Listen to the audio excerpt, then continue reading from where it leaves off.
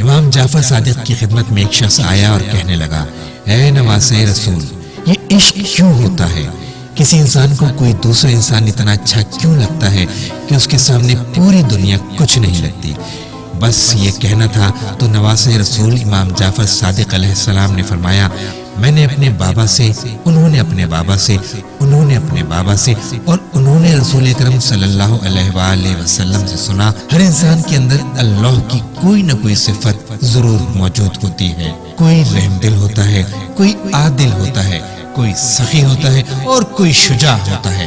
جب انسان اپنے اندر پائے جانے والے اوصاف کی خوشبو کسی دوسرے انسان میں محسوس کرتا ہے تو اس کی طرف مائل ہو جاتا ہے اور اسے بات کرنا، اسے دیکھنا، اسے ملنا اچھا لگنے لگتا ہے۔ اسے یہ لگتا ہے کہ یہ میرا ہے اور میں اس کا ہوں۔ دراصل وہ خود میں اس کو اور اس میں اپنے آپ کو دیکھتا ہے اور ہر جگہ اس کی کمی کو محسوس کرتا ہے، اور وہ یہ چاہتا ہے کہ ہر پل وہ مجھ سے راضی رہے، اور اسی کیفیت کو زمانے والے عشق کا نام دیتے ہیں۔ بس کوئی مخلوق سے عشق کرتا ہے تو کوئی خدا سے۔